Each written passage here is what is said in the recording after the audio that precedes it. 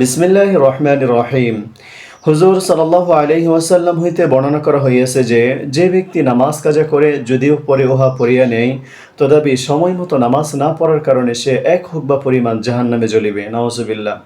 ৮০ বছরে এক হুকবা হয়, আর ১ বৎসর ৩৬০ দিনে, আর কিয়ামতের একদিন দুনিয়ার ১,০০০ বছরের সমান হইবে। এই হিসাবে এক হুকবার পরিমাণ হইল ২,৮৮,০০,০০০ বছর।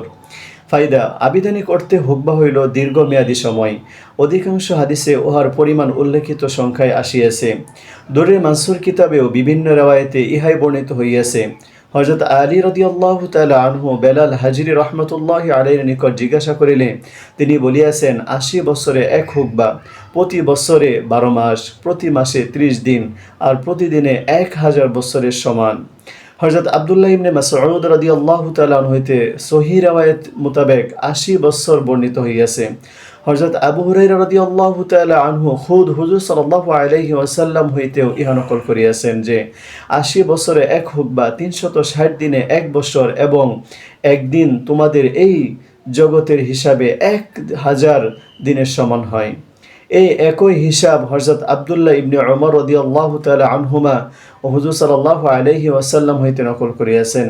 অতঃপর হযরত আব্দুল্লাহ ইবনে ওমর রাদিয়াল্লাহু তাআলা আনহুমা বলিয়াছেন যে, কাহারও এই ভরসায় থাকা উচিত নয় যে ঈমানের বদলতে শেষ পর্যন্ত জাহান্নাম হইতে বাহির হইবই। কারণ ২,৮৮,০০,০০০ বছর কোনো সাধারণ কথা নয়, তাহাও যদি আরও অধিক পরিমাণ সময় দুজখে থাকার মতো অন্য কোনো অপরাধ না থাকে। ইহা ছাড়া বিভিন্ন হাদিসে কিছু কম বেশি সময়েরও উল্লেখ আসিয়াছে, কিন্তু প্রথমত উপরে লিখিত পরিমাণটির কথা কয়েকটি হাদিসে আসিয়াছে, এই জন্যই ইহাই প্রাধান্য রাখে। দ্বিতীয়ত, ইহাও সম্ভব যে বিভিন্ন লোকের অবস্থার প্রেক্ষিতে কম বেশি হইতে পারে।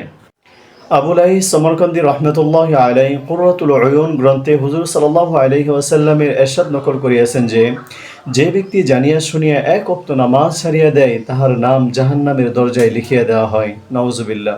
এবং তাহাকে উহাতে অবশ্যই প্রবেশ করিতে হইবে। আবুল আইস সমরকন্দি রহমতুল্লাহি আলাইহি হযরত ইবনে আব্বাস রাদিয়াল্লাহু তাআলা আনহু হইতে নকল করিয়াছেন যে একবার হুজুর সাল্লাল্লাহু আলাইহি ওয়াসাল্লাম ইরশাদ করিলেন, তোমরা এই দোয়া করো, হে আল্লাহ, আমাদের মধ্যে কাহাকেও তুমি হতভাগ্য বঞ্চিত করিও না। অতঃপর নিজেই প্রশ্ন করিলেন, তোমরা কি জানো হতভাগ্য বঞ্চিত কে? সাহাবীগণ জানিতে চাহিলেন। তিনি ইরশাদ করিলেন, যে ব্যক্তি নামাজ ছাড়িয়া দেয় সে হতভাগ্য বঞ্চিত, ইসলামে তাহার কোনো অংশ নাই। অন্য এক হাদিসে বর্ণিত হইয়াছে, যে ব্যক্তি জানিয়া শুনিয়া বিনা উজরে নামাজ ত্যাগ করিবে, কিয়ামতের দিন আল্লাহ তাআলা তাহার দিকে ভ্রুক্ষেপ করিবেন না, এবং তাহাকে আযাবুন আলীম অর্থাৎ যন্ত্রণাদায়ক শাস্তি দেওয়া হইবে। এক হাদিসে বর্ণিত হইয়াছে যে ১০ ব্যক্তি বিশেষভাবে শাস্তি ভোগ করিবে, তন্মধ্যে একজন হইল নামাজ ত্যাগকারী। তাহার হাত পা বাঁধা থাকিবে, এবং ফেরেশতাগণ তাহার মুখে ও পিঠে আঘাত করিতে থাকিবে। জান্নাত বলিবে, আমার এবং তোমার মধ্যে কোনো সম্পর্ক নাই, না আমি তোমার জন্য, না তুমি আমার জন্য। দুজক বলিবে, আসো আমার নিকট আসো, তুমি আমার জন্য, আমিও তোমার জন্য। আরও বর্ণিত আছে, জাহান্নামে একটি ময়দান আছে, যাহার নাম লমলম। উহাতে উটের ঘাড়ের মতো মোটা মোটা সাপ রহিয়াছে। উহাদের দৈর্ঘ্য ১ মাসের পথের সমান। উহাতে নামাজ ত্যাগকারীদেরকে শাস্তি দেওয়া হইবে। অন্য এক হাদিসে আছে, জাহান্নামের জুব্বুল হাজান নামক একটি ময়দান রহিয়াছে। উহা বিচ্ছুদের আবাসস্থল। এক একটি বিচ্ছু খচ্চরের মতো বড় হইবে। উহারাও নামাজ ত্যাগকারীদেরকে দংশন করিবে। মাওলায়ে কারীম যদি মাফ করিয়া দেন, তবে কাহার কি বলার আছে, কিন্তু মাফ তো চাহিতে হইবে। ইবনে হাজার রহমতুল্লাহি আলাইহি জাওয়াজির কিতাবে লিখিয়াছেন, একজন স্ত্রীলোকের মৃত্যু হইয়াছিল। তাহার ভাই দাফনের কাজে শরীক ছিল। ঘটনাক্রমে দাফনের সময় তাহার টাকার থলি কবরে পড়িয়া যায়।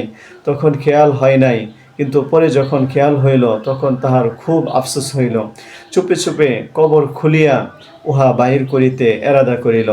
অতঃপর যখন কবর খুলিল, তখন কবর আগুনের পরিপূর্ণ ছিল। সে কাঁদিতে কাঁদিতে মায়ের নিকট আসিল এবং অবস্থা বর্ণনা করিয়া কারণ জিজ্ঞাসা করিল। মা বলিলেন, সে নামাজে অলসতা করিত এবং কাজা করিয়া দিত।